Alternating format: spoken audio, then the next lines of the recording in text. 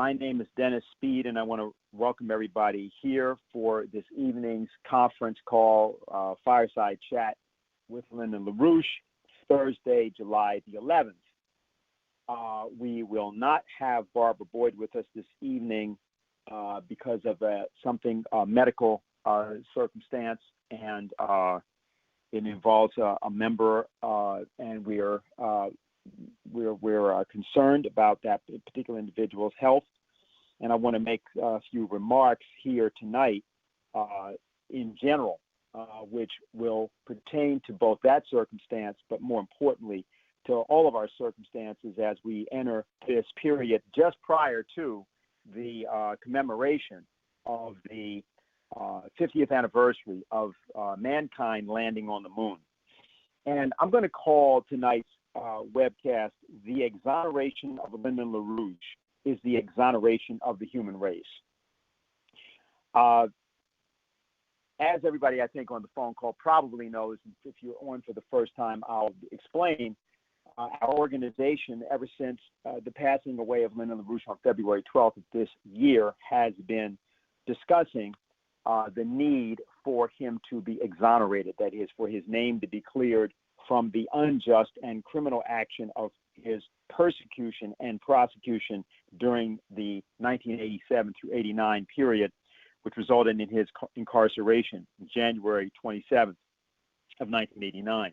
He was in jail for 5 years, and that crime was never cleared up.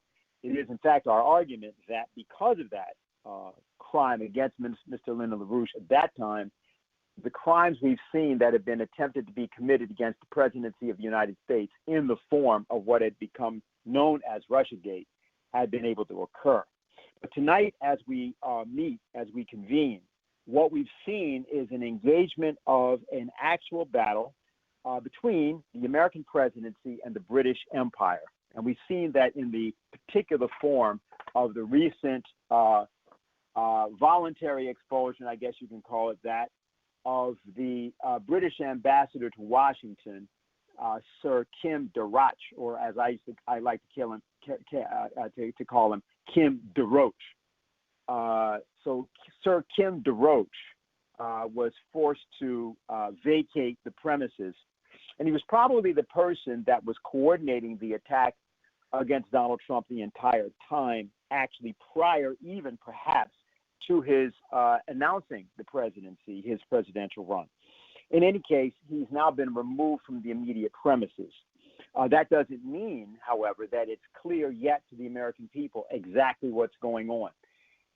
Lyndon LaRouche was famously called a crackpot or extremist or many other things for two primary, shall we say, transgressions against the oligarchy and her imperial majesty. The first was the claim that the Queen of England, actively through the British East India Company and particularly through the Hong Kong and Shanghai Banking Corporation, otherwise known as HSBC, was directly involved in the international drug trade and the creation of an amplification of that trade, in particular in the 1970s. So that was one particular charge that Lyndon LaRouche made, which was true, for which he was ridiculed. The second was Lyndon LaRouche's insistence on the idea of a 40-year Moon-Mars colonization effort, so in these two areas, we now see, in the form of both the Trump presidency and in the form of the response to the Trump presidency from China, Russia, and other quarters, that this has taken center stage in the globe. And it's important to recognize that's not a vindication of Lyndon LaRouche. It's actually a vindication of the personages that have come to terms with what Lyndon LaRouche defined back in the 1970s, actually, as the fundamental war between what can best be called the American versus the British systems. The American presidency, as defined by Alexander Hamilton and George Washington, was a revolutionary institution whose powers were shaped by the Constitution, but they were implemented, demonstrated, and they were made a living process by two veterans of the American Revolution, military veterans, Alexander Hamilton and George Washington. True, it It was Ben Franklin who was the intellectual author of much of this process, but it was specifically the assertion by Hamilton of Benjamin Franklin's early work on society and economy, as he defined the urgent necessity for the growth of the American population as the source of wealth, in writings that date back to 1729 in the case of Benjamin Franklin, on talking about the necessity for paper currency and other writings of Franklin. But the fundamental idea in Ben Franklin's idea of economy and of that of others who were part of the American system is that people are the source of wealth, and that the uplifting of people from the plantation economy and slavery economy to a manufacturing economy was already codified in the first American presidency by Hamilton in his report on the subject of manufacturers. It's crucial to state this because the premise that the founders of the country were merely slaveholders shows a complete, not just misreading of the Constitution or misreading of American history, but a near willful and arrogant ignorance of the truth of what the New York-based American presidency was all about. It shows a lack of familiarity with John Jay, with Gouverneur Morris, and Alexander Hamilton's joint operations, specifically in New York City, for the manumission of slavery and the ultimate abolishment of slavery, and the relationship of Washington specifically as president to that process, of which Washington was not only entirely aware, but was fully supportive. And what's important about this is that they recognized that the United States lost money on slavery. The United States was not built on slavery. The British colonies were built on slavery, but it was the rejection of the whole premise of slavery that was placed in the Declaration of Independence and only partially made it into the Constitution, but was the subject of the preamble. That was the nature of the revolutionary nature of the American presidency as it was actually practiced by Washington and Hamilton, and in the form in particular of this idea of the report on manufacturers. Also, Alexander Hamilton was the head of the first federally funded American public works project, which was the creation of lighthouses on the seaboard of the coast of the United States as a primary technological innovation, which didn't just protect ships, but was a way of making American commerce completely competitive, not only with Britain, but with any other nation in the world. And there's more that will be said about that, but you have to think about it as though they were bringing the stars to Earth. That was the way that they thought about that project. And so technological progress and the idea of moving from a plantation to a manufacturing economy was the center of that presidency. What Lyndon LaRouche represented in his presidential campaigns, the arc of those campaigns, those 8 campaigns from 1976 through the campaign of 2004, was that same commitment, and specifically his recruitment of Ronald Reagan to the policy known as the Strategic Defense Initiative, which happened particularly between 1981 and 1983. That was the point at which Lyndon LaRouche introduced the most advanced technological proposal in post-1945 American history to be adopted not merely as a defensive weapon system, but as a complete overhaul of the entire American manufacturing capability by applying laser technologies to the machine tool process in the American workplace. For that, he was hounded and persecuted and was eventually jailed, and that was in 1989. The persons involved in that, such as Robert Mueller and others, are now back in the crosshairs, and it is that operation which is being attacked in the form of the attack, the recent attack on the British ambassador in Washington. More importantly, however, let's look for a moment at just the last few weeks in history. From the time of the June 28th, 29th Osaka summit, and specifically Donald Trump's meeting on June 30th, on Sunday, June 30th, with Kim Jong-un in North Korea. What we saw from that time was a working arrangement among 3 presidencies, that of China, Xi Jinping, of Russia, Vladimir Putin, and of Donald Trump. And you saw that come together in that process, that extraordinary process in North Korea. President Xi had been in North Korea just before that. Vladimir Putin had met with Kim Jong-un just before that, and there was a coordination that occurred there. That was on June 30th. 4 days later, President Trump gave a speech on the Salute to America July 4th speech, where he directly referred to Gene Kranz, one of the mission control specialists at NASA. And he said this, he said, "For Americans, nothing is impossible. Exactly 50 years ago this month, the world watched in awe as Apollo 11 astronauts launched into space with a wake of fire and nerves of steel and planted our great American flag on the face of the moon." Then he spoke directly to Apollo program flight director Gene Kranz, saying, "Gene, I want you to know that we're going to be back on the moon very soon, and someday soon we will plant the American flag on Mars." Okay, so now that was on July 4th. On July 9th, 5 days later, President Vladimir Putin was at a conference called the Global Manufacturing and Industrialization Summit. This took place in Yekaterinburg, Russia. And what he had to say, I'm going to read a bit of to have you hear it, because other than Lyndon LaRouche and other than this organization, no one, certainly head of state, has spoken about this matter in this way. So here's what he had to say. "I believe that in order to secure cleaner air, water, and food, which also means a better quality of life and longevity for billions of people on our planet, we must offer up radically new technologies and more efficient and environmentally friendly devices. Potentially, we can harness a colossal, inexhaustible, and safe source of energy. However, we will only succeed in fusion energy and in solving other fundamental tasks if we establish broad international cooperation and interaction between government and business, and join the efforts of researchers representing different scientific schools and areas. If technological development becomes truly global, it will not be split up or reined in by attempts to monopolize progress, limit access to education, and put up new obstacles to the free exchange of knowledge and ideas.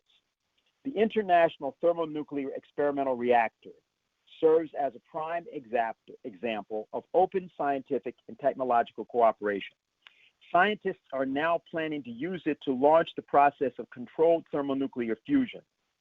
Our country is actively participating in this project and is now prepared to suggest that they use Russia's scientific infrastructure for joint research, joint scientific investigation, for the international scientific teams that are working in the sphere of nature-like and other breakthrough technologies, including unique mega science installations.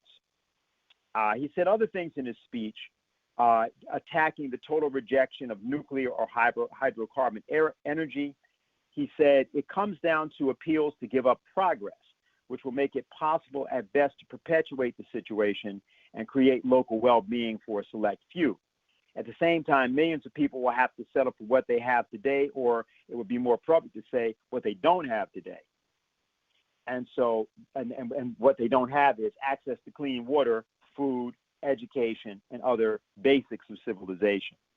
So this is what was spoken about by the president of the most powerful thermonuclear power on the world, with the exception of the United States, whose president spoke about returning to the moon and going to Mars. Now there's a lot that can be said about this, but let's just understand that we are on the eve. Over the next 10 days, there's something that our organization is supposed to do. And I want to explain it this way. You don't get that kind of statement coming from someone like Vladimir Putin without that being a considered statement.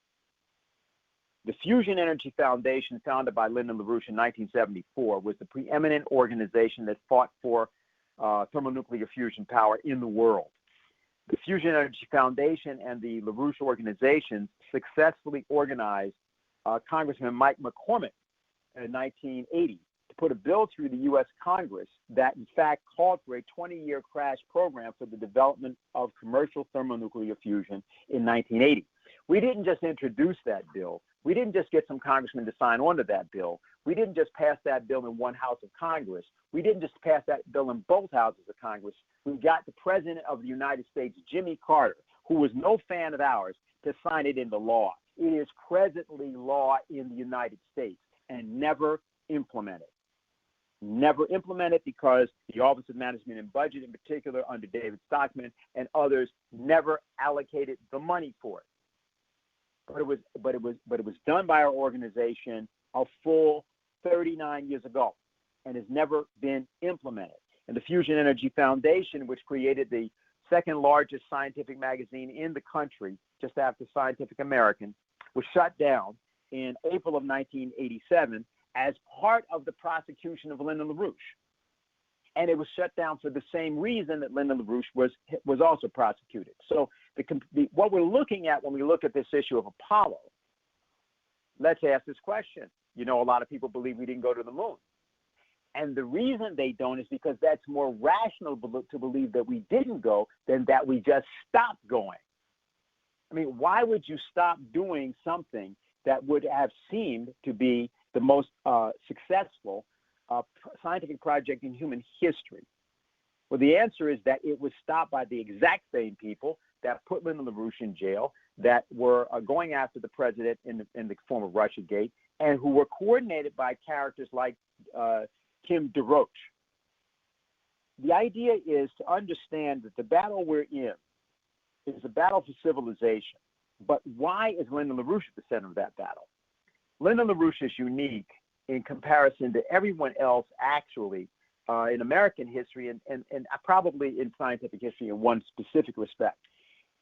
That his idea of physical economy, which was not original with him, physical economy is something that Gottfried Wilhelm Leibniz originated as a science. Alexander Hamilton made contributions. Henry Carey made contributions. But there's something that Lyndon LaRouche did, nobody did. And what that has to do with, and Bruce Director will say some things about this in this direction and take this up, is that he made the idea of human scientific creativity, the subjective element, and the relationship of that to directly changing the physical composition of the universe explicit as the subject and substance of economy. And this is something he did. He made a breakthrough in his 20s and into the age of 30, between 1946 and 52, around this. And he then went out and built an organization that was dedicated to advancing this conception and developed a form of economics, ideas in economics like his energy flux density, his potential relative population density idea, and several others, which are unique in their singular formulation as a body of not just of principles that were then translated by him into explicit policy and program. Now, that had not been done by anybody. And that's how we are unique, and it is something that no one else, including today in China, Russia, or otherwise, has in that form.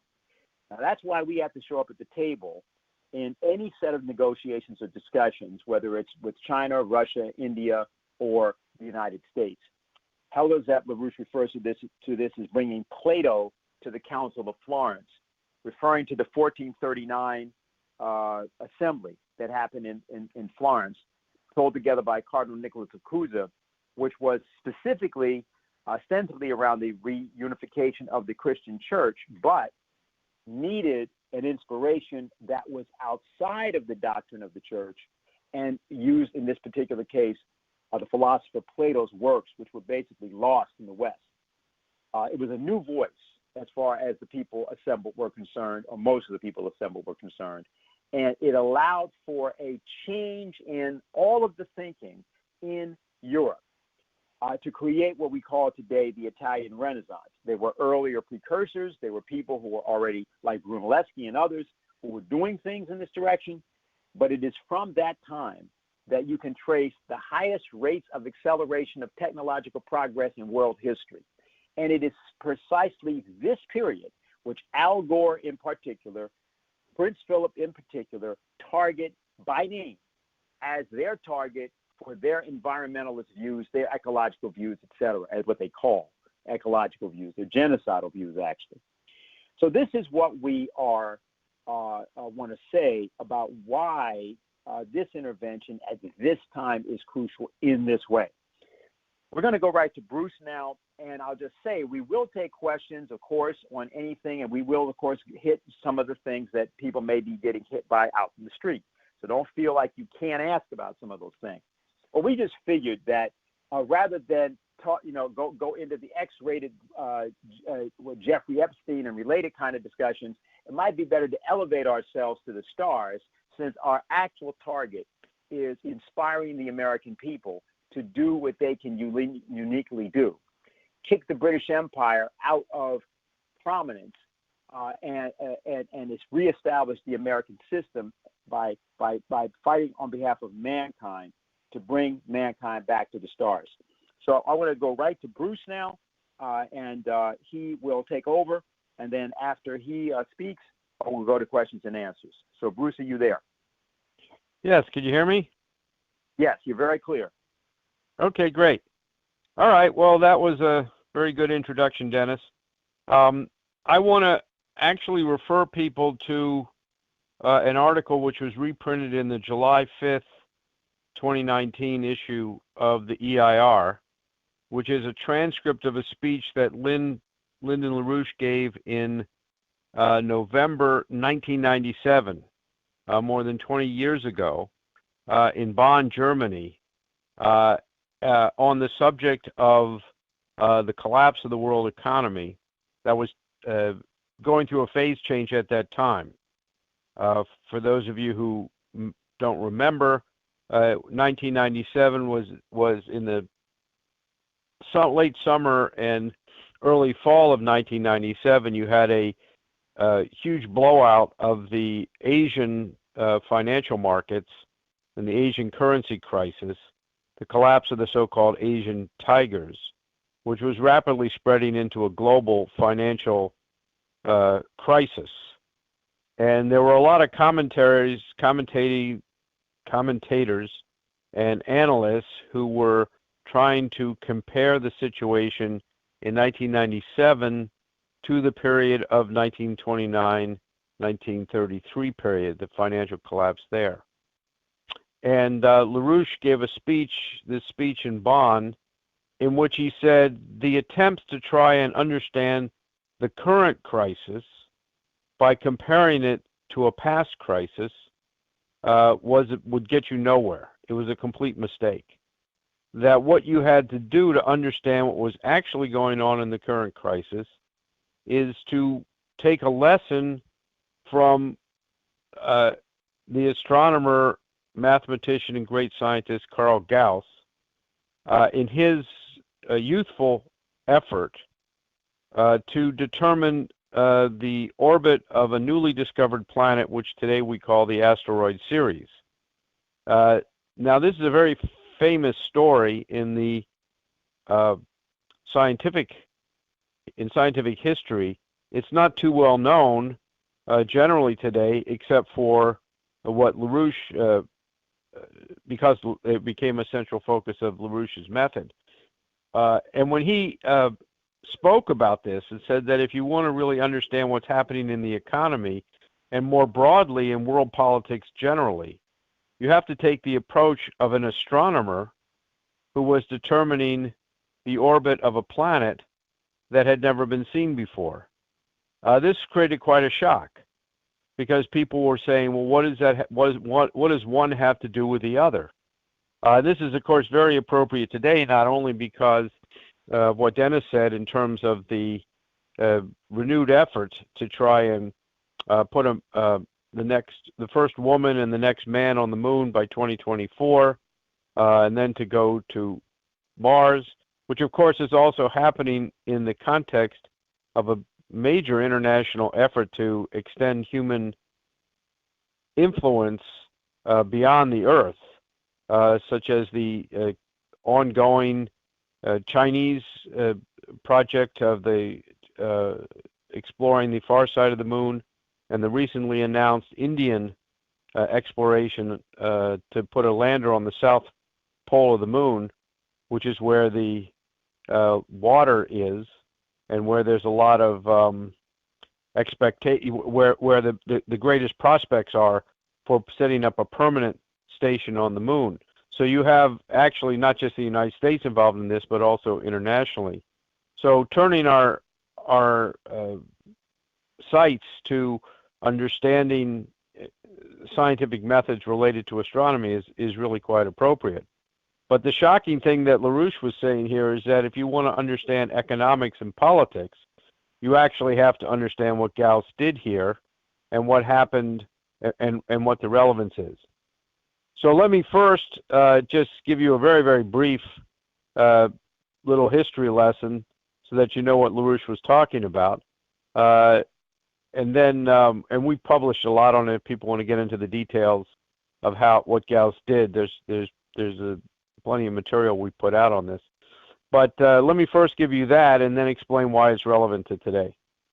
So, and again, I'm referring to LaRouche's discussion of this in the July 5th EIR, which is just last week's EIR.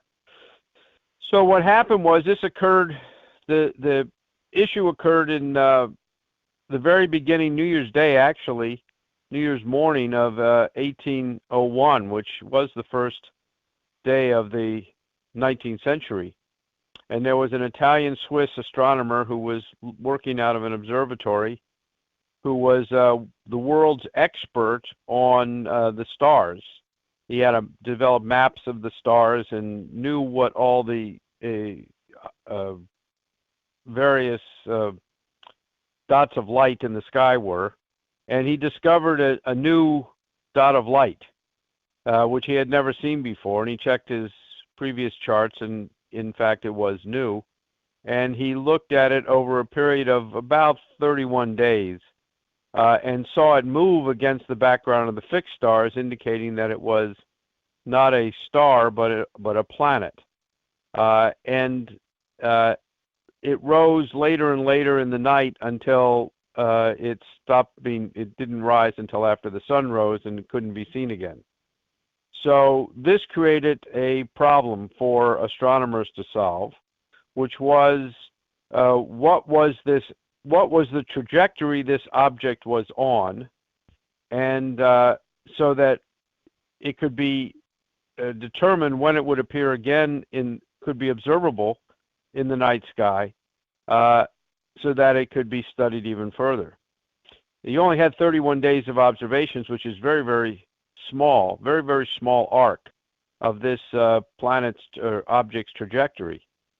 And so this announcement set in motion all the leading astronomers in the world and mathematicians and so forth to try and come up with a estimation of what that object's orbit was, so they could then say when it could be discovered again. And most of them, they all made predictions, and their predictions all failed. A young astronomer, or actually he was a mathematician, not even known as an astronomer, Carl Gauss, actually approached it completely differently than the way anyone else was, and eventually came up with an estimation of the orbit and gave a forecast as to when this object would be observable again.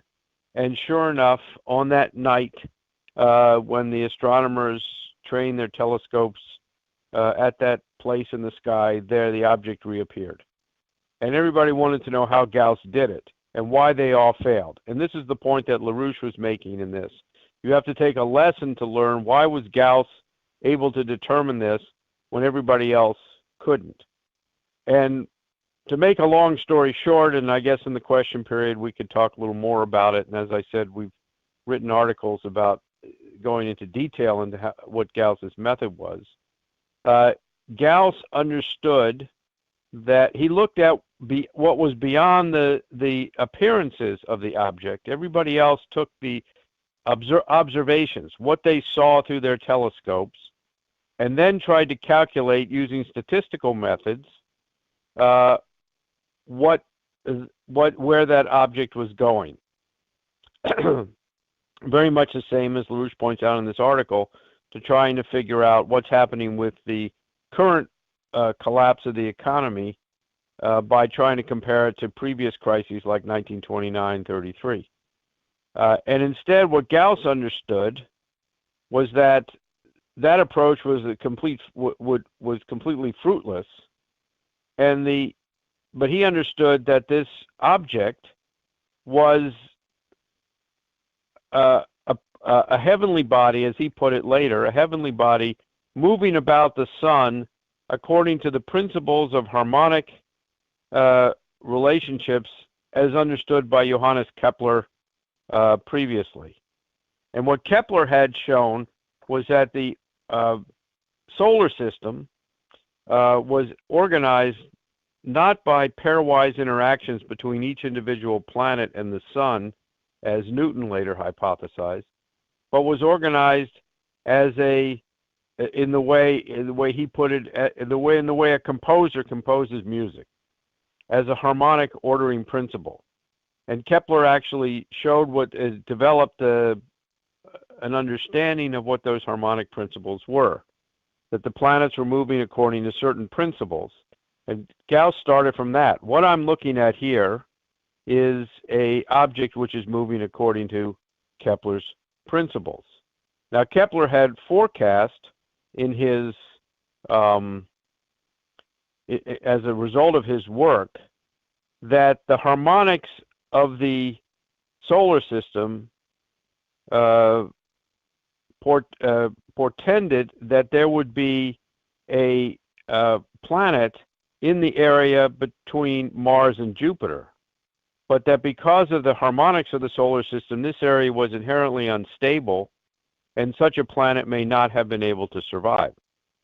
So Gauss started not from the standpoint of sense perception, but started from the standpoint of principles. And on the basis of looking at these principles, he was able to hypothesize what this trajectory was. And then he used some fairly creative and innovative mathematical techniques to actually calculate its orbit. But the key was not the innovative mathematical techniques he used. That was secondary. The key was his use of creativity to discover to come up with a solution to a problem, and then beyond the domain of sense perception. LaRouche in this article talks about this, in which he says there are three elements to solving a problem.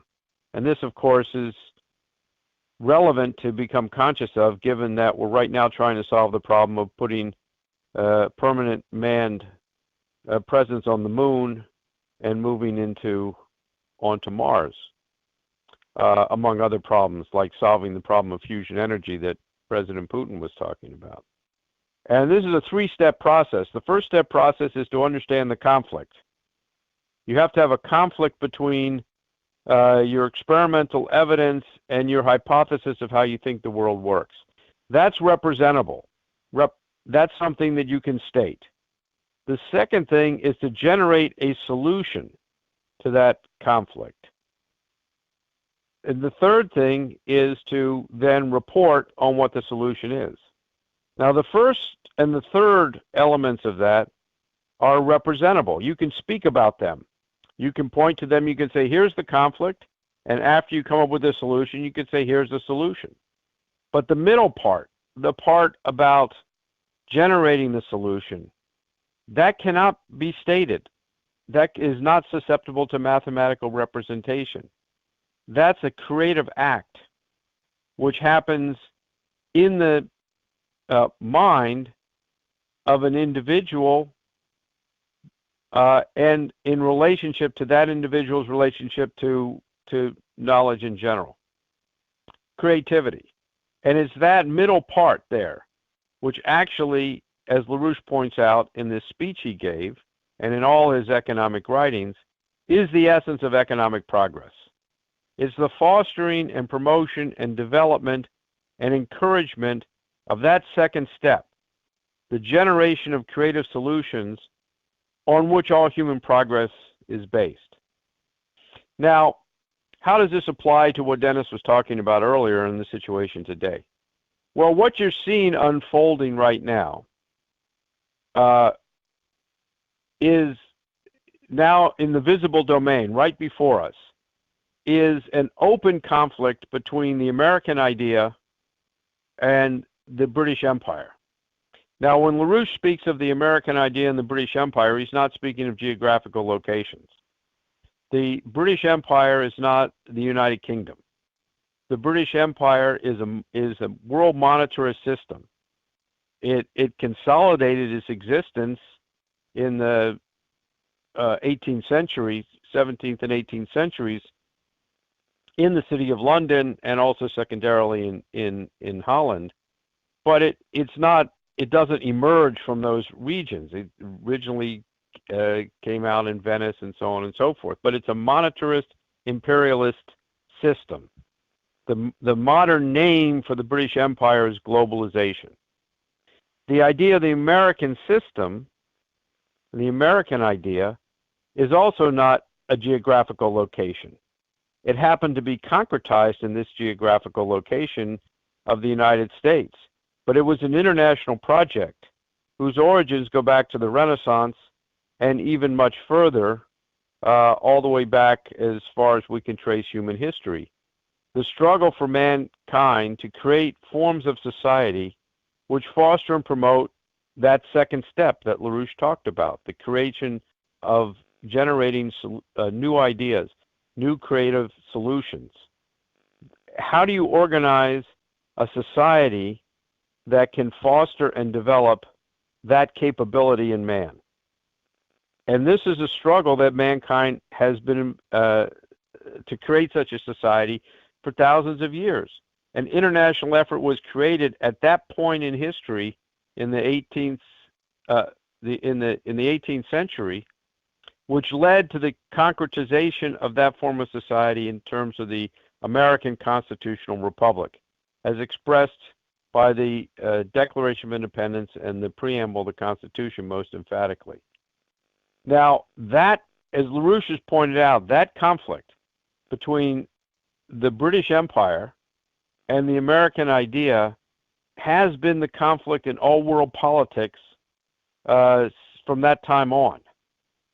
And that's the principle that we have to keep our minds focused on.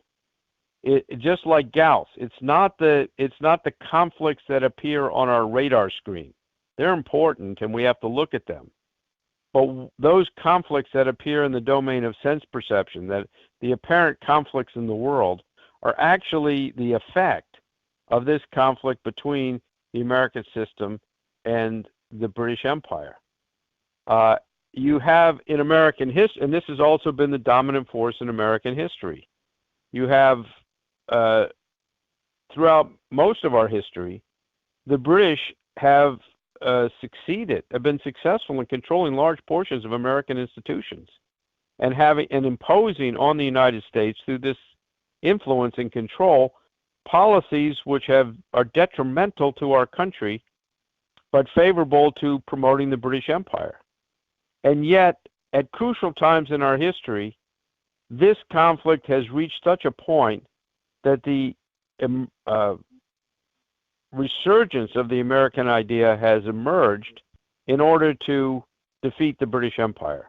Exemplary of that is Lincoln in the Civil War, or John Quincy Adams before the Civil War, warning that this would be resolved. The problem of slavery, which, as Dennis pointed out, was not a problem of slavery per se, but a problem of the British system, would come to a head, and the American system, the American idea, would have to defeat it. The same thing in the 1930s period, when Roosevelt came to power.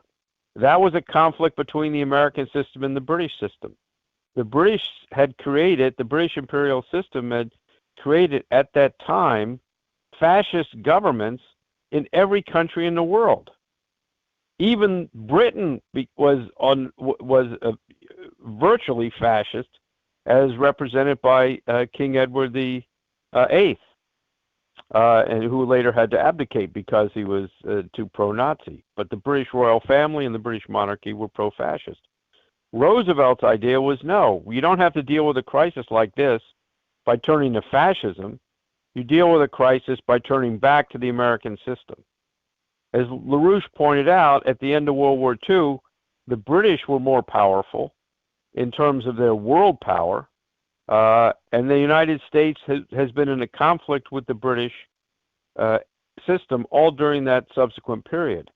And it's that conflict which inevitably had to emerge into the point right now where it's erupting directly and publicly between British officials, the British government, the royal, the institutions of monetarism, and the United States.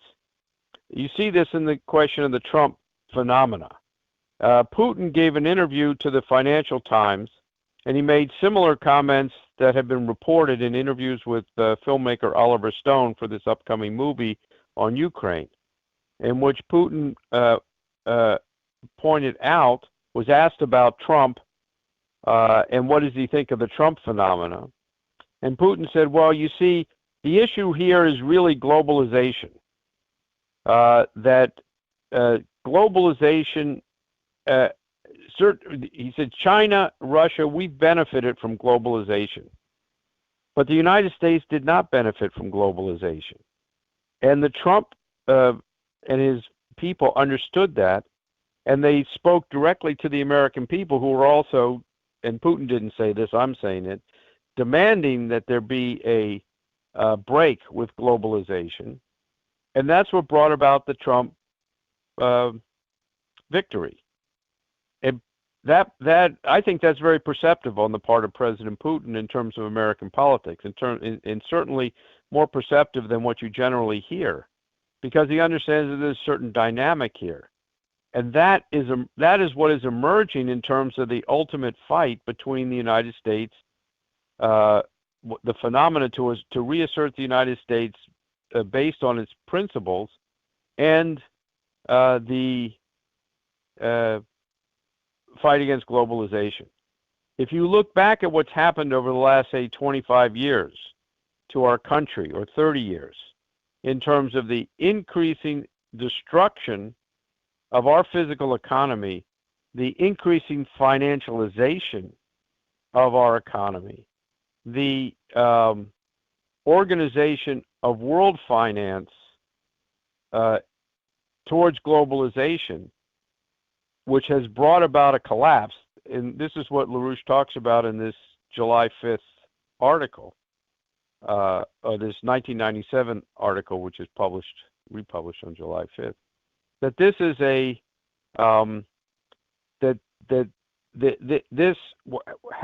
there's been a growing resistance from within the United States and also other places against the imposition of this kind of genocidal policy known as globalization.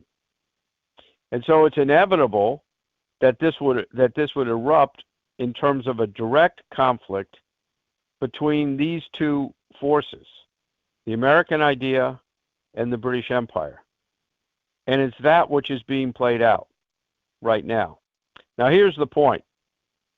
It's inevitable that this conflict is erupting on the level that it's erupting. The outcome of this conflict is not inevitable. Just like that threefold expression of a creative discovery that LaRouche gave us. The first is the recognition of the conflict. The second is the generation of the idea. The third is the report of the idea of the solution.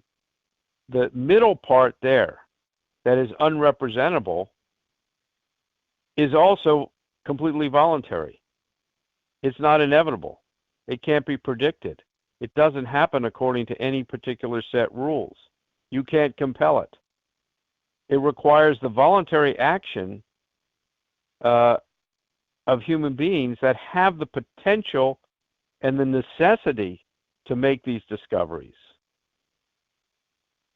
But but it's not. But by its very nature, because it's a new discovery, it has to be totally free. It has to be completely voluntary.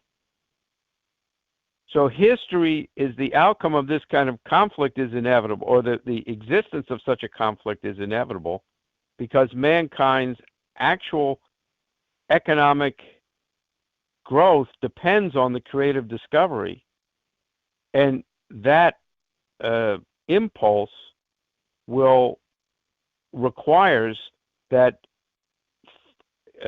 imperial systems must be destroyed. It's incompatible with imperial systems. So the British Empire system and the American idea cannot exist simultaneously. Just like Lincoln said, a house divided cannot stand. It can't exist half slave and half free. It's going to be all one or all the other. Well, that might be true in the case of slavery, but it really isn't true, because if the United States had lost this Civil War and the country had became all slavery, it wouldn't stand as a slave nation.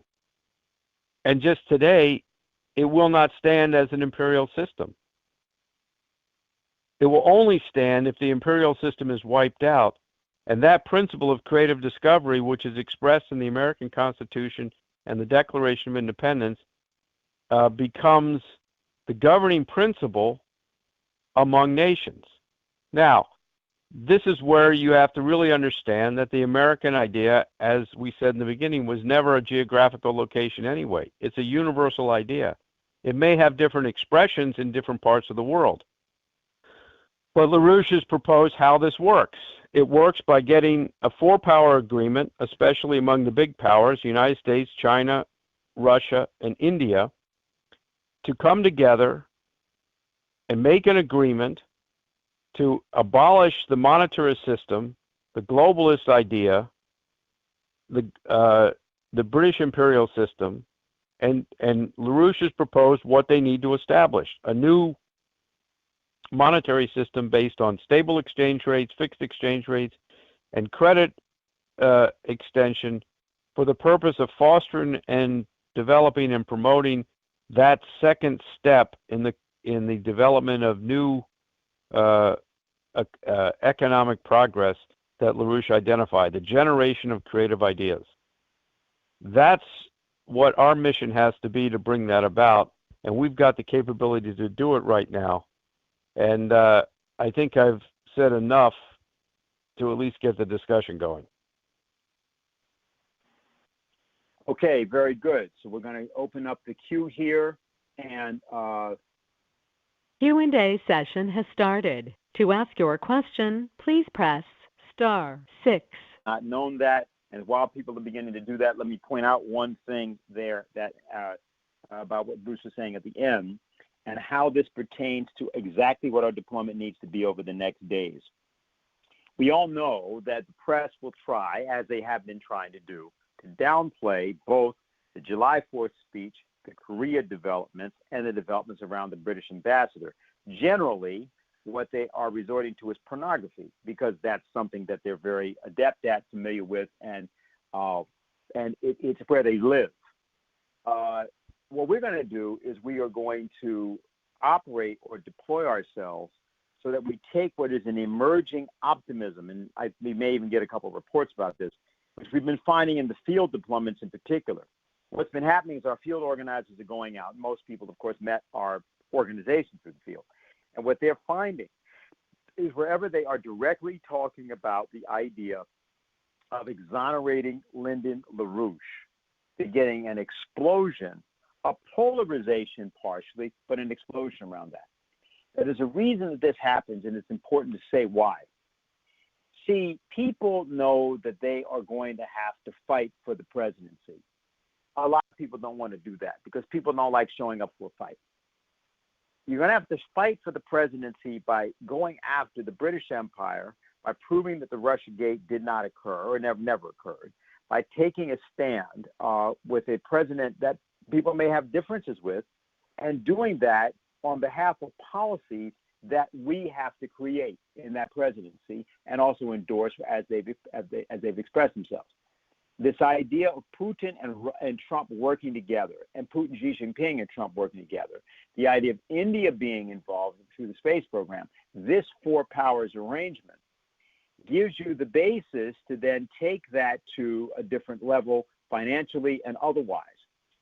It's important to understand that that's where this goes, that there will be no reform of any type that does not see an exoneration of Lyndon LaRouche happen as part of that reform, and to understand why that has to be the case.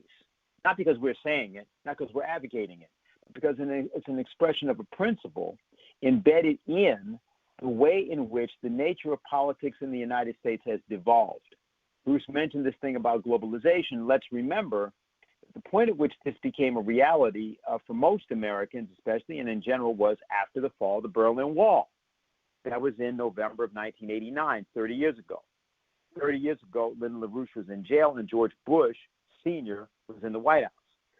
Globalization, as the policy that we know, was a product of the incarceration of LaRouche and Bush being in the White House. That's how it happened. And so the policy that we're talking about, the failed policy, was begun at that time as a way of trying to contain Germany in particular, but otherwise prevent the policies that LaRouche from jail authored in the form of what was called then the Eurasian Triangle and eventually the Eurasian Land Bridge. I'm just citing this because understanding why we're talking about this in this context of right now is critical to getting ourselves in a certain frame of mind for the next 10 days in particular for how we have to fight the battle we need to fight. Okay, so we're going to go to questions because we have a couple. And again, press *6 to get in the queue. All right, let us go to the first question. All right, go ahead. This is Fred from Louisiana. How you doing, Fred? Hi, Bruce. I was listening to your statement. There's no question about the terrific increase in bankruptcy cases that I handle, start maybe at 10 or 15 a month to 100 a month over a period of 1960 to 1985 and 90. Is relevant to what you're talking about, the devaluation of the currency and globalization. It's an unbelievable amount of bankruptcy we've handled in the United States. Do you think it's all tied together? Oh, absolutely. And that's why I think it was Putin's statement is very important. And I think you also see this in statements coming from Xi Jinping and Trump. This again gets back to the idea that Lynn posed on looking at the situation, learning something from how Gauss determined the orbit of Ceres. It's not the conflict we're dealing with is not the one that appears on the surface. It's the underlying conflict which is causing the things that we appear on the surface to appear as conflicts.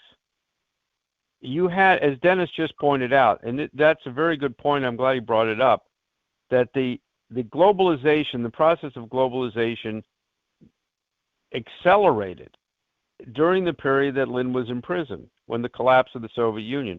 Remember, we had the collapse of the Bretton Woods system, which officially took place in 1971. It really took place earlier, as LaRouche pointed out, in 1967 with the pound crisis, and you can even trace it back into the earlier 1960s in similar monetary crises. The British were opposed to the Bretton Woods system, and even the original Bretton Woods system was a bit of a compromise with the British because Keynes was trying to impose his views and Roosevelt was trying to push a different idea. So the ultimate system that got resolved on was a compromise in itself. But Roosevelt's idea in organizing it in the post-war period was to create the conditions for large-scale, long-term development in improving the productive powers of labor of the world's population. In the way the United States had gotten out of the Depression by investments in improving the productive powers of labor of the American population. This involved infrastructure development, but it also involved all kinds of other things. And Roosevelt was intent on making this a global policy, and he was committed to working with both Russia and China. At the time, India was still a colony, but it was clear they were going to try and get their independence, and Roosevelt also made it clear to the British that, and the French and the Dutch and the Belgians and anybody else who had an empire, that this was all going to end. This completely unraveled in 1971. LaRouche made that famous forecast, and over the subsequent period, we had a series of complete blowouts. You had, the crisis in the mid-1970s, then you had the blowout in 1987, and then you had what happened after the collapse of the Soviet Union, in which this financialization, which had been put into place in 1971, then went global, especially in the looting of the former Soviet states, now, or Comecon countries. Now, LaRouche in prison, while he was in prison, worked out a whole different plan, which originally started with the idea of a European triangle. Well, actually, before he went to prison, he proposed this in a year before in Berlin, when he proposed a collaborative effort to deal with the industrial development of Poland, and predicted the collapse of the Berlin Wall. Then he went to prison, and even from prison, he proposed at that time, instead of he proposed that the industrial and manufacturing capability of Western Europe and the area of the former Soviet, of Czechoslovakia, Poland, and that area, he called the productive triangle, be mobilized in collaboration with the former Comecon countries, and the Soviet Union was still in existence at that time. It didn't collapse for another year or two. For the industrialization of Eastern Europe. What happened under Bush was the looting of these countries, where they went in and stole everything that wasn't nailed down, and established a monetarist system and looted the place dry. Now, at the same time, there was an effort to do that in China, and to offer China to be the manufacturer of the world at cheap labor, and then use the looting, what they thought would be looting of China and Russia, to then loot the United States as well, which is what you experienced with the increase in the bankruptcies. Now, as Putin pointed out, Russia and China didn't go along with it in the way that was expected, and you see that China made huge progress. They didn't buy the deal the way it was presented to them. They used the capabilities they were gaining to lift 800 million people out of poverty, and not just to become a manufacturing country of existing technologies, but to actually develop advanced frontier technologies. And you see this with, their space program, the development of telecommunications technologies like Huawei, the maglevs, all this stuff, right?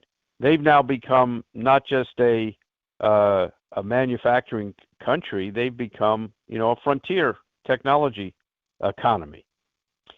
But the United States has been under, I would basically say, foreign rule, British rule during that entire period. We have not been in control of our institutions. The only representative of the American idea during that entire period was Lynn. And that's what the exoneration of LaRouche is about. Lynn stood firm for the American idea during that entire period. And as Dennis mentioned, and as we reported, he actually recruited whole sections of the American population and American establishment to join him in an effort to resist this British destruction of our economy. That's what's coming to a head right now. So what you were experiencing in terms of the bankruptcies was precisely that, the effects of globalization and the British imperial system, as Trump pointed out, done to ourselves by our previous leaders. And now we've got to end it. And the fact that Putin is perceptive about this, and if you look at the statements and the conduct of the leaders, Putin with Trump, Putin and Xi and Trump, the leaders who are looking out for the future of their countries, who are much more perceptive than anything else you see, that's where this is going to be resolved. And the exoneration of Lin is what will give that impetus, because he's the one who has the credibility in the United States, in Russia, in China, in India, going all the way back to, and everywhere else in the world, as the embodiment of the American idea. In Mexico also. Mexico too. Okay, thanks a lot, Fred. We're going to go to the next caller now. Okay, you able to hear us?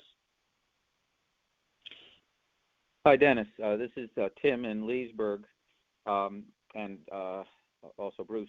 I wanted to just let people know on the call that LaRouchePAC will be on Capitol Hill next Wednesday, July 17th, with a rally in front of the principal sort of circulation point in front of the House office buildings. Big banner for LaRouche's exoneration, getting out flyers. We'll have a megaphone. We're going to plant the flag for Lin's exoneration for all the reasons that people have been hearing on this call. It's going to be a very hot environment, because that's the day that Mueller will be testifying to 2 congressional committees, Judiciary and Intelligence. And there's a whole, artificial echo chamber of the media about that stuff. But the fact that we'll be out there with a big banner saying exonerate LaRouche, Mueller's first hit job, it's going to have a special edge to it because of that. But the broader timing of this has everything to do with the unleashing of Lin's policies and his role and his passion in exactly the way we've been discussing in this call, so that this is going to be in the middle of the week leading up to July 20th. So we'll be, from the rally, cycling into meetings in congressional offices, and I wanted to encourage people on this call, particularly people who've taken responsibilities with our committees of correspondence, to get to your congressman, say that you are heading up a chapter, a committee of correspondence of the LaRouche movement in whatever area you are. And I know, Fred, you've been doing this in the past. I was very happy to hear your voice just a few moments ago. Get some meetings, and we'll go in there with the fight for LaRouche's exoneration to unleash exactly this cultural, scientific optimism which he totally embodied, and which for 40 years the British system has been trying to extirpate from the United States. We're at such a phenomenal point of shift potential out of that, that next week is exactly the right time to be putting this forward in this way. People should know, by the way, that the National Air and Space Museum, which is part of the Smithsonian system, is going to project it has special equipment that will project an image at full size of a Saturn V rocket. And if people want to take a guess at what size that is, it's 373 feet. So virtually the entire surface of the Washington Monument will be a representation of the Saturn V rocket for 5 days, from roughly the 15th to the 20th.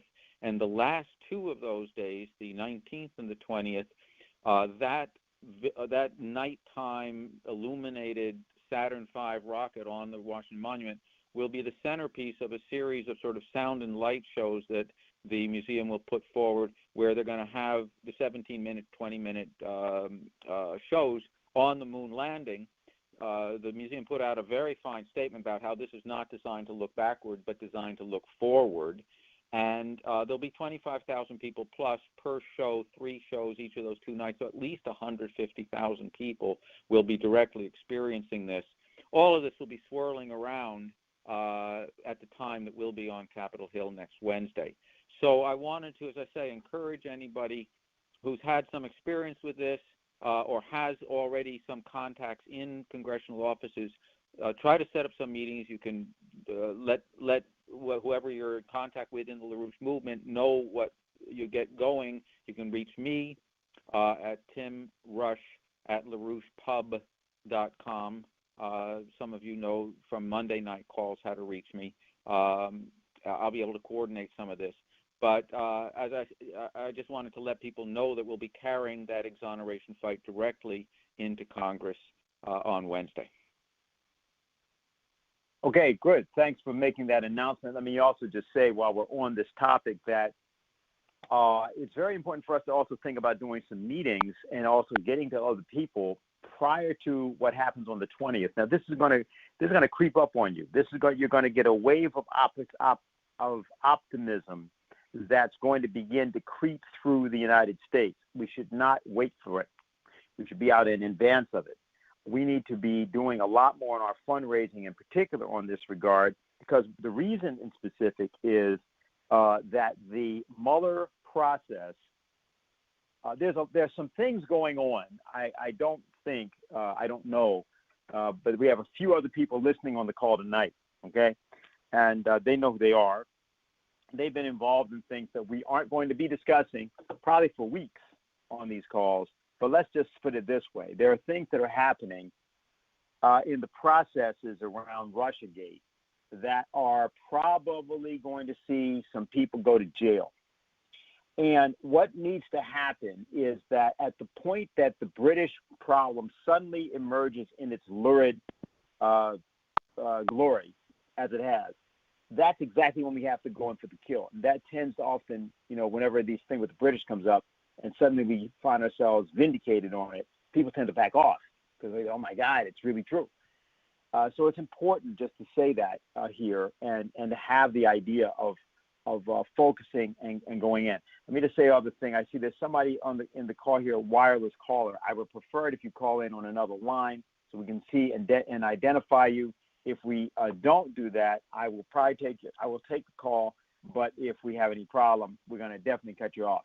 Okay, just letting you know. That's why we make sure that we have some idea of who's calling in. Make sure you identify yourself when we go to the call. I'm just saying that because we have somebody in the queue. I can see this now. I'm going to go to the next caller now. All right, are you able to hear us? Sure. Hey, Bruce, Roger from Baltimore. What I've been thinking about as you've been talking is that you've been describing more or less a symphony that, Beethoven, Mozart would have put together. And, I'm just wondering if, you can have kind of a little, mini symphony that carries the same thing or, the same ideas, the same concepts of putting this together, identifying idea, the middle part, and the conclusion, more or less. And I just wondered if you could comment on that a little because, some of these, smaller minuets and things, carry the same concepts, the same, creativity, and they feed into the big, picture of total symphony. So could you comment on that? Well, that's very perceptive. I mean, LaRouche in this paper I'm pointing to, but also repeatedly talked about the interplay between discoveries of principles of physics and discoveries of principles of the mind. The first is called science, physical principles, which is like what Gauss used to discover series. But he was able to do that because he was conscious, as he was made conscious through his study of Kepler and Leibniz, of a power of creativity of his own mind, and that you also learn through art.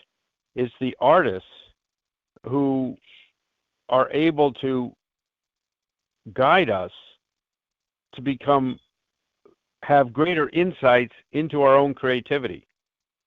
You talk about music, and for me, music is one of the most important and powerful expressions of this, but also it's true in all art, poetry, painting, plastic arts, and so forth.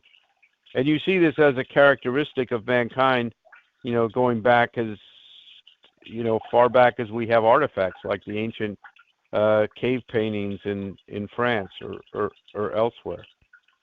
So it's precisely that interplay between the exercise of creative discovery in terms of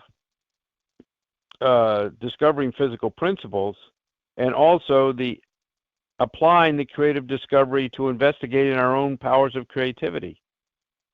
And you see this expressed in art. It's the part of a musical composition which you really get excited about is the part where the composition changes in a way that you didn't expect, but actually seems like it should have been that way all along, but it's completely surprising.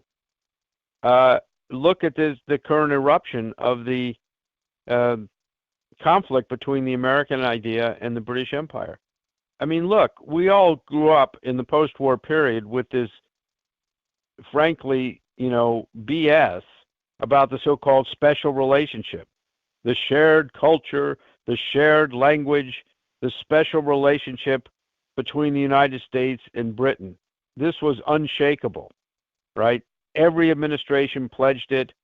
Everybody talked about it. This seemed like it was, never going to break down, even though those of us in the LaRouche movement, because of Lynn, know that was all BS and that this conflict existed, as we know from Roosevelt and so forth. Now it's out in the open. It's quite surprising, that the British would be behind the coup against the President of the United States, that the British ambassador would be orchestrating this, that British intelligence would be spying and interfering in politics in the United States. But now it's all completely out in the open. It's surprising, but it's not surprising because it's been there all along. You're seeing an expression of an actual shift in world politics, which appears to be as if it were out of the blue, when in fact it's been developing in this lawful way all along. So the more we steep ourselves in classical art and classical music, the more we become conscious of how to and practice and skilled at being able to think that way and exercise that second step that Lynn talked about. Good. We have several of the calls. We're going to keep going here, Bruce. Good. All right. Are you able to hear us? Hello. This is Yeah. Tim Canova. Hi. This is Tim Canova. Gerald had recruited me to the call. I'm a law professor in South Florida, and I was a candidate for Congress in the last two election cycles. I ran in 2016 in a Democratic primary against Debbie Wasserman Schultz. Big grassroots campaign. We thought we won the race. When we lost by 13 percentage points, I asked to see the ballots, had to file a lawsuit, and while the lawsuit was pending, the supervisor of elections destroyed all the ballots. We have lots of experts who believe they rigged the electronic voting machines both in 2016 and then again in 2018 when I ran as an independent against Wasserman Schultz. That's just a little background aside. It just highlights the corruption that we're facing in South Florida, which is a bit of a microcosm for what's happening nationally. And I've been following Bill Binney's work, the work of VIPs, and this whole Russian collusion narrative. In many ways, Wasserman Schultz was one of the founders of that, one of the original propagators of it, to hide what was likely a DNC leak. obviously Bill Binney has studied it in great detail. I also just wanted to respond to something that was said about the Bretton Woods Agreement from research I've done. When you look at the Bretton Woods negotiations, Keynes was actually pushing for a more progressive system that would have allowed for more national sovereignty. He wanted to have the burdens of adjustment be on surplus countries, not debtor countries. Harry Dexter White, who was Roosevelt's negotiator, and White would later be destroyed basically in the Red Scare of, a few years later. But White was responding to a lot of Wall Street interests. His boss was Henry Morgenthau, I believe, at the time, the Treasury Secretary. And they resisted Keynes's attempts to have provisions in the Bretton Woods Agreement that would have put burdens of adjustment on the surplus countries. What Keynes managed to get out of it was a concession which became known as the Scarce Currency Clause, which would have allowed countries to discriminate against chronic surplus countries. So I don't know if that complicates the narrative all that much.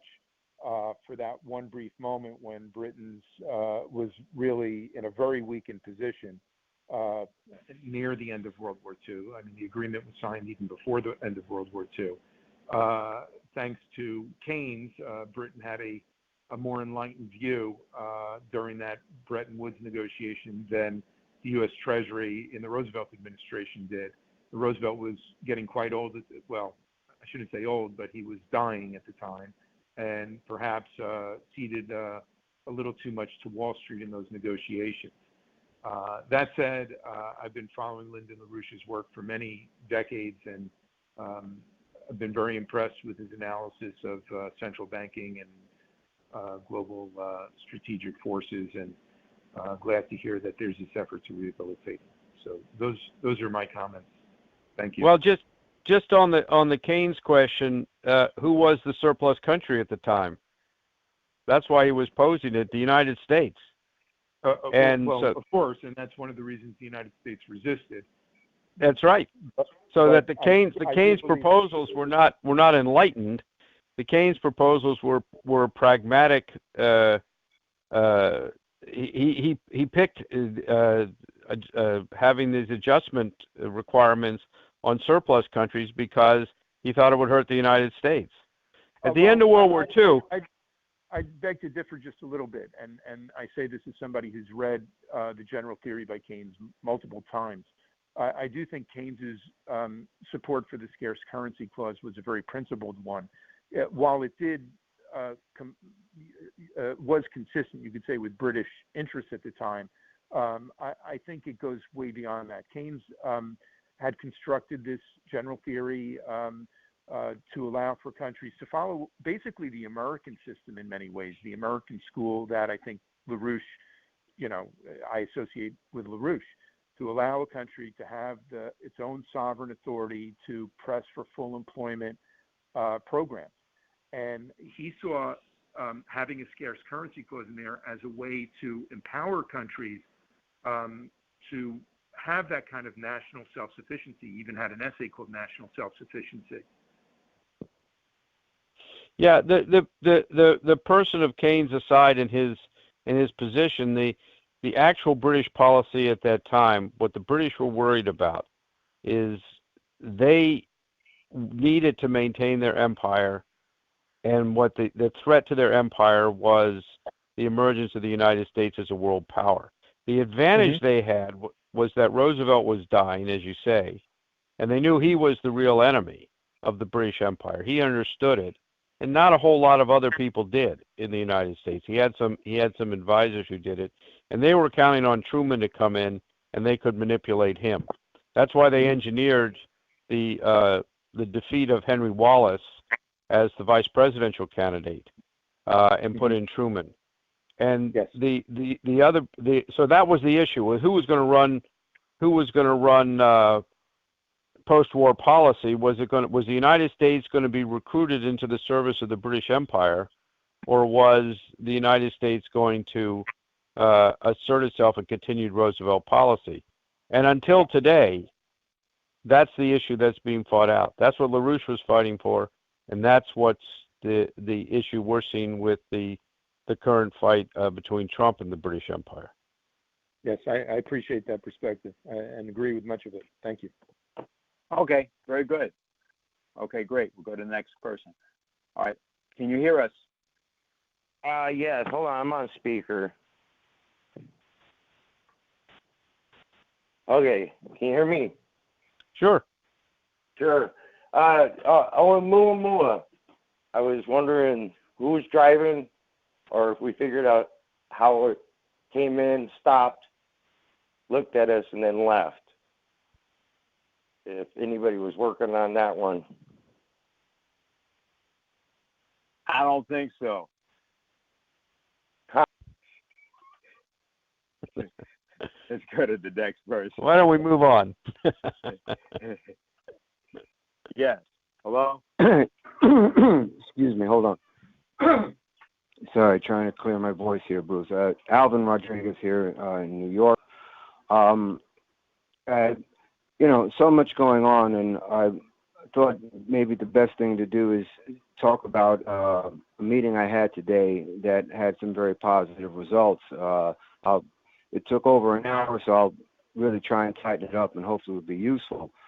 I'm having lunch with my cousin in the city, and we're having a conversation that is initially about my training, but the use of the word principles and creativity as it relates to that attracts a young woman who comes into the conversation. And in that conversation, she expresses that she's a working actress and was a one-time opera singer, but she hurt her voice while doing it and couldn't do it. From there, since what attracted her was not the idea of training, but the conversation around creativity. And I went into then, of course, the choral work and the Schiller Institute. This conversation went on for more than an hour, where the ideas of music, as best as I could express them, and the Republican notions of classical composition as they apply.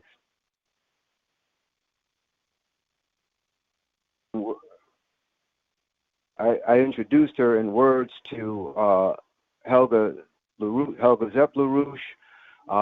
We went to China. We went to space. She was very uplifted when Dennis talks about an opening in the population. This was evident to me. She not only responded to me immediately in an email, but she actually came to the chorus tonight and brought a friend. So this is like, again, I'm giving you a real snapshot version. But the idea of human creativity, principle, the peace through development. She has a 10-year-old son. So all of these things, you saw her lighten up. She was a great participant. It was good to have my cousin there who has some knowledge of these things. So it was a three-way exchange and resulted in immediate action from a young person that is now clearly a contact. And I'll be putting her together with people like Michelle and so on to see where we go from here. But I just wanted to share that report because it was a lot of fun and really completely unexpected. Well, my only comment, Bruce may have something else, is that sounds like that's the solution to the Mula Bula problem that we were asked about a minute ago. Bruce, you have anything to say about what Alvin encountered?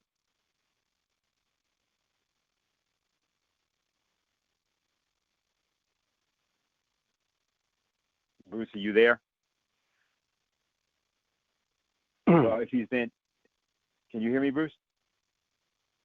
Yes, I guess he's off.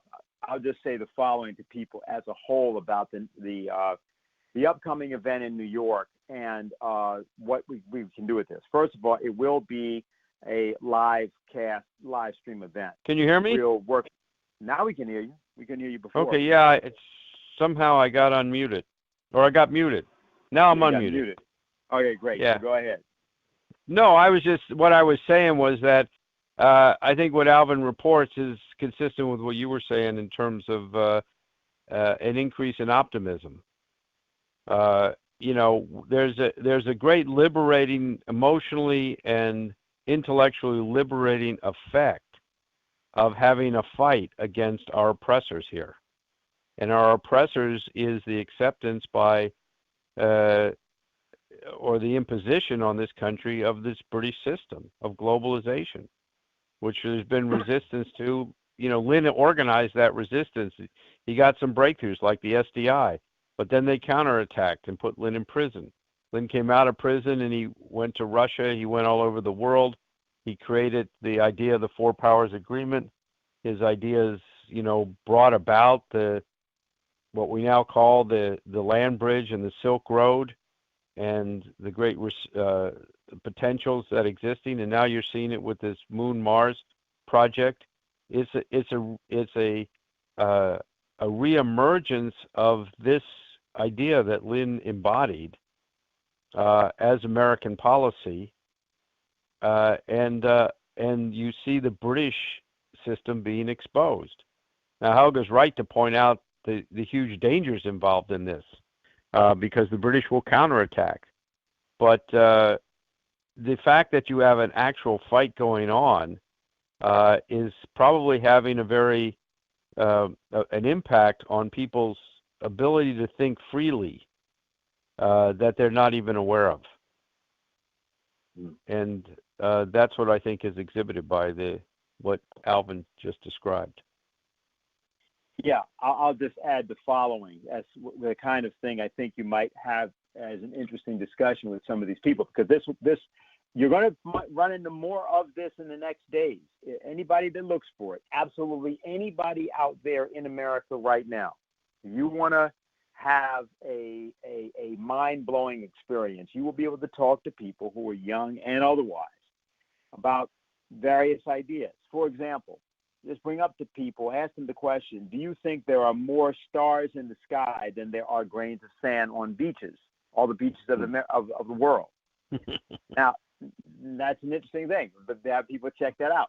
And the answer is that there are more stars. But then you get really weird kinds of things when you start looking at this business about galaxies and you know, the fact that we're now up to the possibility of 1 to 2 trillion galaxies.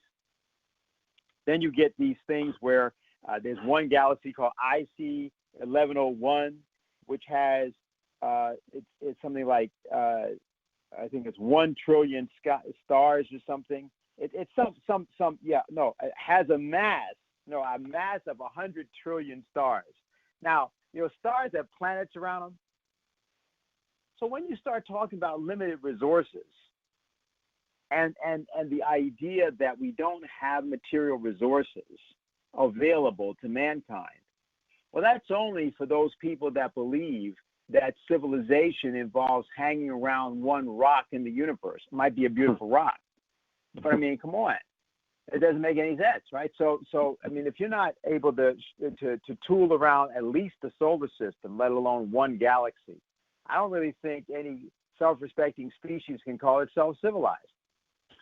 But, so I think that's just the thing. You can start playing with those kinds of things with people, and then they'll start to hear these things, and then you can go. So that's one scale. Then you can go, well, wait a minute, how many atoms are in a grain of sand?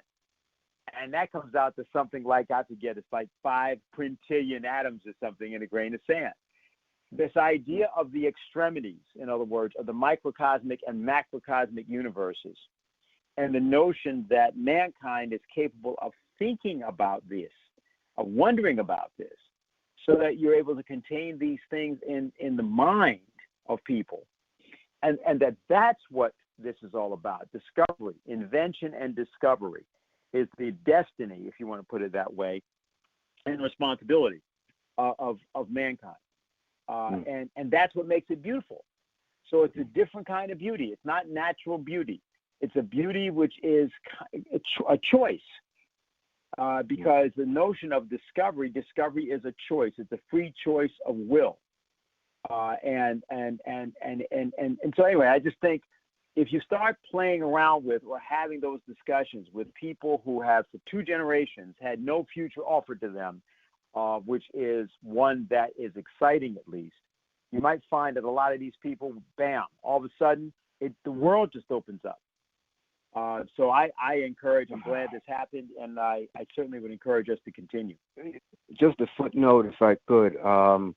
One of the things, other than the explaining why Diane established the chorus to begin with, we spent no time on the problems, the so-called problems, or the negative, however you want to put it, whatever the collapse is, the culture around culture. This is already clear to people. I went right into what we're doing and what we represent, and to me that was the difference. I think sometimes I can go on too much about trying to point things out. I mean, the report that's coming out now, all the things around the collapse, where it's physical and where we know these things, that's important. But it was more the what we're doing, what the movement is, and that it is a fight. Now we're just not happy people singing that this is a fight, but this is the only way to win the struggle, was what began to have an effect. And then we went to the moon and Mars too, and she had fun doing that. So thank you both. Okay, very good. Okay, Great. Can you hear us? Yeah, this is Chris Fair in New Jersey. I just wanted to, emphasize what, similar to what Alvin said. I was just on an organizing tour, 2 days in Connecticut and 2 days in New Hampshire, and the level of receptivity to our organizing was tremendous around LaRouche. I mean, in New Hampshire, of course, everybody knows LaRouche, who's, over 40 years old, and even some younger people knew LaRouche. But, and he is a folk hero up there. He is from New Hampshire and obviously ran many presidential campaigns very intensively, as some of us know from having been up there.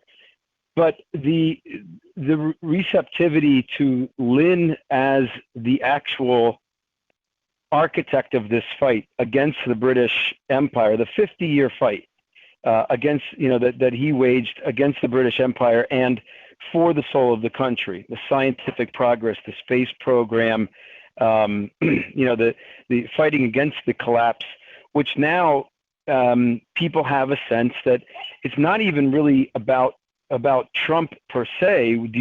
That Trump is actually fighting this battle in an effective way to bring the United States back to its senses, which we have gone under over the last 50 years.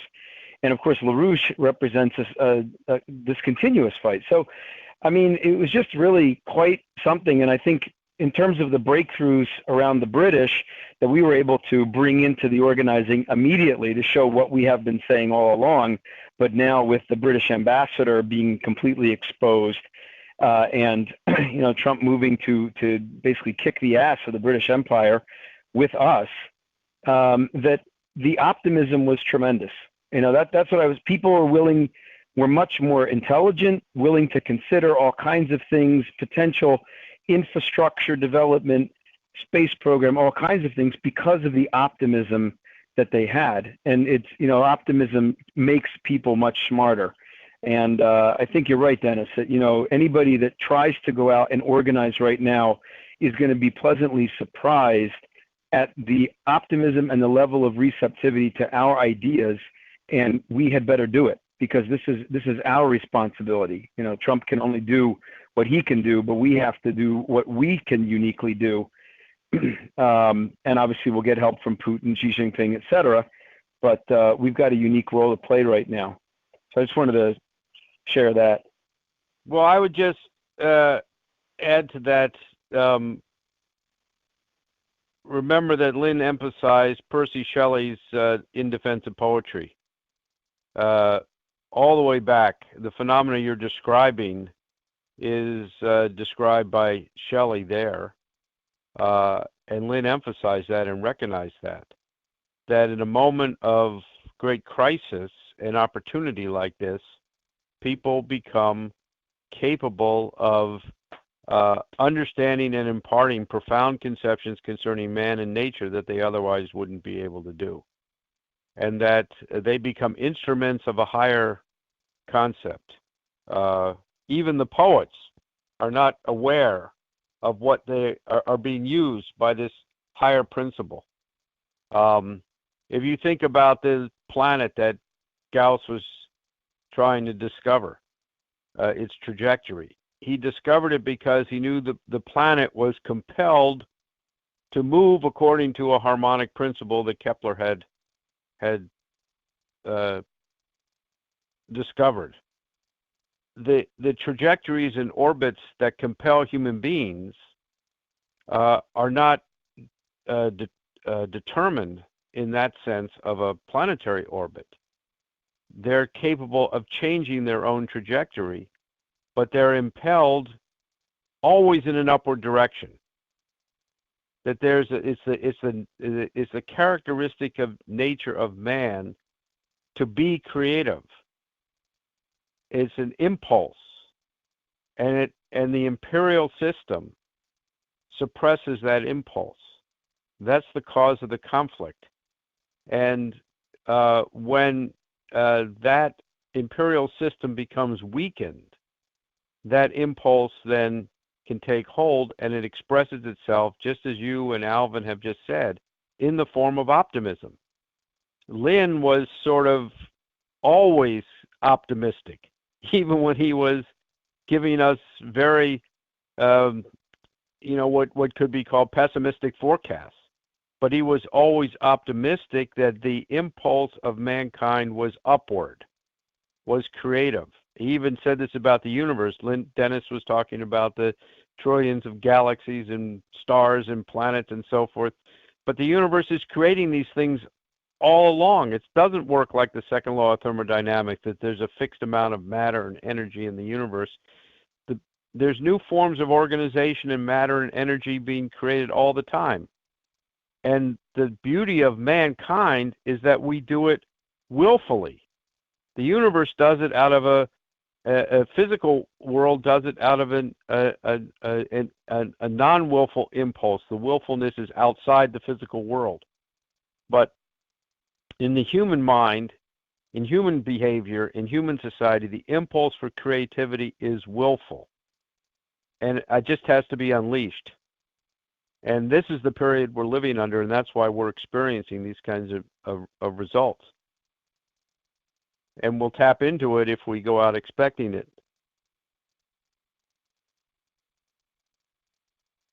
Yeah, I'm reminded, Bruce, of just one of the lines from Shelley's Mont Blanc. It's the first line, which is, the everlasting universe of things flows through the mind.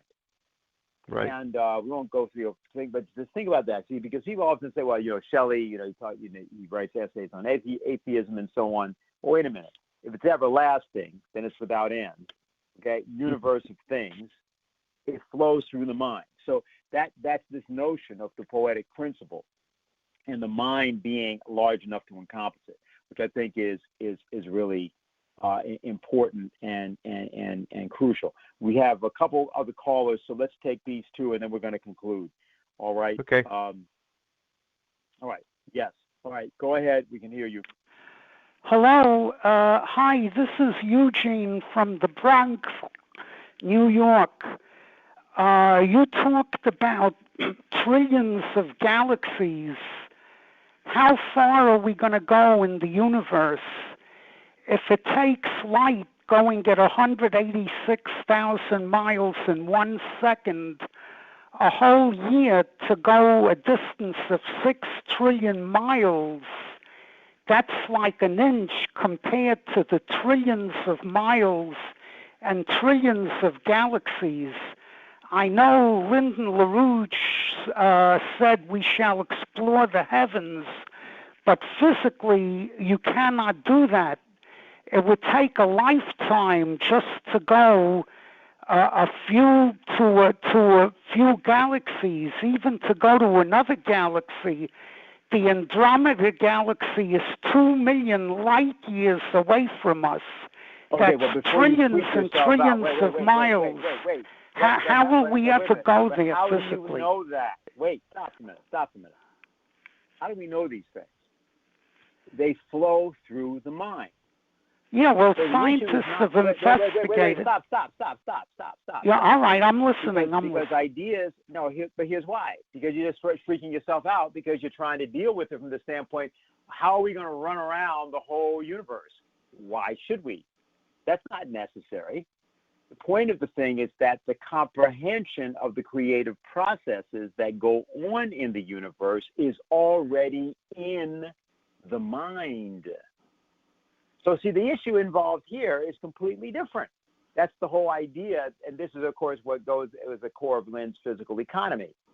It's not Newtonian linear scales and then trying to figure out how you can live for 450 billion years, because, of course, 450 billion years may not be that long. Maybe then, these are things that only exist when people decide that their identity is located in the small, when in fact, all they've got to do is let go of that idea. And all of a sudden, the universe is in you. And that's not that's not like a yoga idea. That's not like some 1960s guru kind of thing. It's the idea is that if you've got billions of people on the planet, and instead of them having to dig in the dirt or listen to hip hop or some other thing, they actually can spend their time not being harassed to believe that they ought to be the victims of identity politics, when their identity is as creative beings.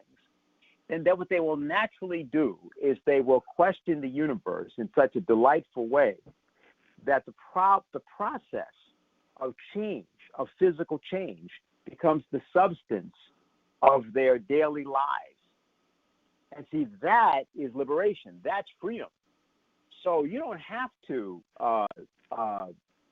personally run around, a billion galaxies or something to experience them.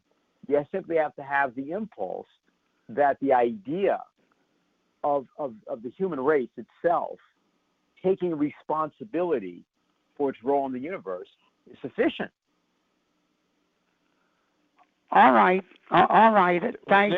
There's another point here. You're posing a conflict, but there's a creative solution to that conflict which hasn't been discovered yet. Well, I don't know. And if we want, and if mankind really sets itself out to extend itself further, perhaps we're going to. I shouldn't say perhaps. I know that new concepts will emerge, which will resolve the one that appears to you to be unsolvable. All right, I'll settle for that. That's all.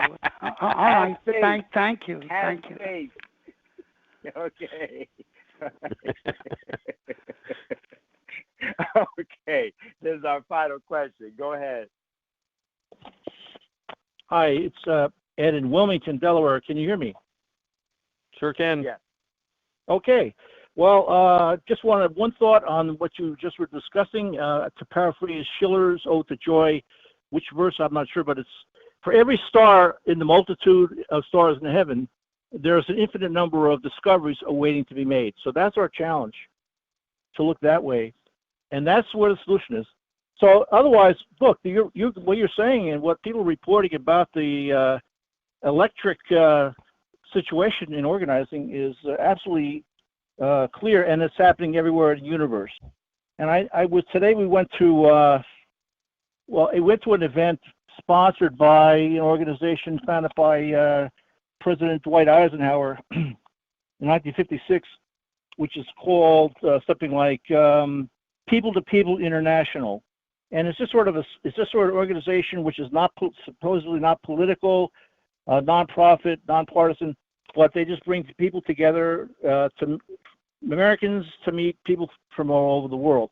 And it happened to be a bunch of people also were involved from a State Department program who are going to some kind of a tour they happened to be in Wilmington at the University of Delaware, this last couple of days. So we got to meet a bunch of people and there was a dinner and people had some interaction, and it was just incredible. I met people from all over the world, and I basically had I didn't have any literature, but I had a pamphlet. I printed out a leaflet. One side had the eyes of the world are on LaRouche's U.S., and the other side of the paper had U.S.-Russia-China cooperation portends new paradigm for mankind. And I just got this, I got about 25 copies of this out to people there, and I talked to people, and it was just a totally amazing, wide open, as people were saying, and met people from, you name it, Thailand, from China, from Africa, from Latin America, from Tunisia, from Portugal. I met a guy from Belgrade, University of Belgrade, teaching political science. And these people are all electrified by what I'm reporting about what we're doing, tackling the British Empire and the Belt and Road program, which came from LaRouche, and understanding who LaRouche is. And they, I'm motivating, read this leaflet, look at our website. And I got a bunch of contacts, gave them all the websites for the Schiller Institute and a way to contact me. And, I think the highlight of it was a young woman from Cote d'Ivoire, Francophone, Ivory Coast, who was studying mining engineering. I'm not sure what level it is. Maybe she's a PhD candidate, but I said, okay, well, you need to know that because we're going to be mining the moon soon. And, this was the kind of thing, people were just getting very excited to hear what the American system actually is about, which is what I concentrate on, Hamilton's idea of increasing the productive powers of labor, and that's what LaRouche has amplified in a unique way, and that's why they need to look at this exoneration video, et cetera, take action. So basically, he's creating the committee of correspondence internationally is what we have to do. I'm sure all these people are going to read this leaflet, and they're going to look at the website. I'm going to email the ones I have contact information for, and I'm sure this is going to, reverberate around the entire globe. So this is what's going to happen anytime we're meeting people today. Once now that the British Empire is on the run, the field is wide open for reason to prevail. One other thing I want to throw out there, I talked to an American. It was a little bit harder talking to this particular American. He was a military commander and a submariner, and I guess being in a submarine is something like being in solitary confinement, I think. So this guy was like, forget it, we lost, the world, it's all over. And so it was really hard to budge him from his pessimism.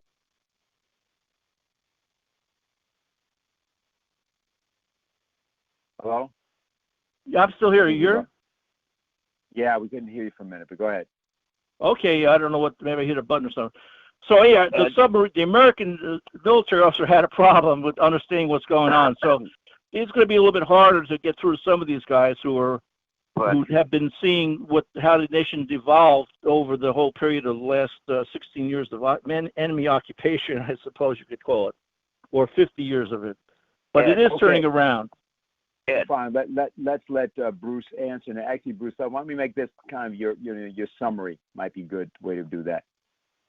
Well, I don't really have much of a summary because I think we talked about a lot of things, but I think this, especially the discussion here at the end on what people are reporting the mood in the country is, which again is something that seems surprising, but shouldn't be.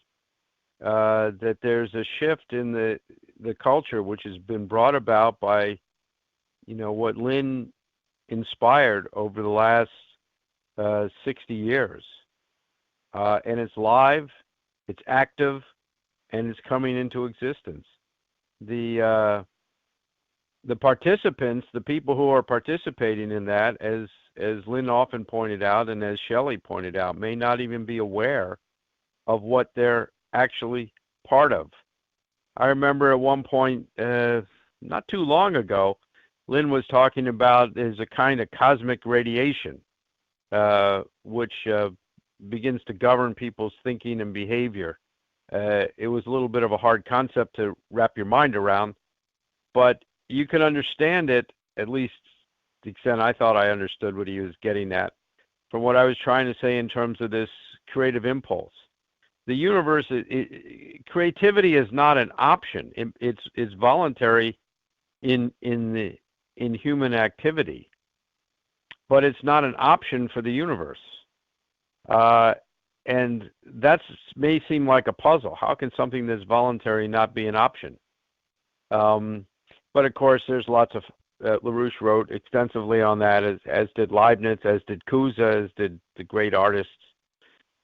So you can study them to improve your understanding of that concept. But what the events that as they're transpiring now really mean and should indicate to everybody that LaRouche has been right all along. And if you can get your mind into that idea, the positive developments that are happening right now should not be too surprising. They're quite lawful. So let's make more of them happen. All right, very good. I just would encourage people to think in the following way. We have 2 calls. We have one on Monday and one on next Thursday. Then we're going to have our July 20th event. Now, we have our central event, which will be in New York City. And you can just call in and get the address and all that kind of stuff from our people. It is open to everybody, so we want everybody to come. And we especially want to focus on having young people, meaning 15-year-olds, 20-year-olds, 25-year-olds, like that in particular, and younger people. But the idea is that's who the space program will be carried out by. The idea of Earth's Next 50 Years is one that, of course, Linda LaRouche wrote a book by that title. We'll be focused on that forward direction and upward direction, not just for our country, but for the human species as a whole. With the 2 presidents of the 2 most powerful, well, also China in a different way, the 3 presidents, let's say, of the most powerful countries in the world having met recently, within the last month, in other words, and with the results that we're seeing, at least in the public expressions of principle and policy that are being enunciated, it means that if we show up and we do what we have to do, that will resonate. It will resonate in ways that are unthought right now. And we are going to be able to generate forms of revolution within the thinking of individuals that may result, if we do it properly, in exactly what Lyndon LaRouche designed in his creation of this organization, a forum for a discussion of idea, a system of conferences. That's what we call them, committees of correspondence. The concept is active platonic dialogue that's going on globally all at once. And that's the way that you introduce the new Plato into what becomes a council, a new council of Florence. That council has yet to be shaped, but creating that council is a question of practicing that process of platonic dialogue ourselves, including through discovery and invention. So that's what we intend to focus on next Saturday on July 20th. We'll say more as we get closer to that date about some of the people that will be speaking. You will be pleasantly surprised, and anybody that can be at that event should absolutely attend it in person next Saturday on July 20th, 1 p.m., New York City, and you can get, as I say, all the information you need. So on behalf of the LaRouche Political Action Committee, I want to thank everybody for participating tonight, and we'll see you on the next call. This session is no longer being recorded. Goodbye.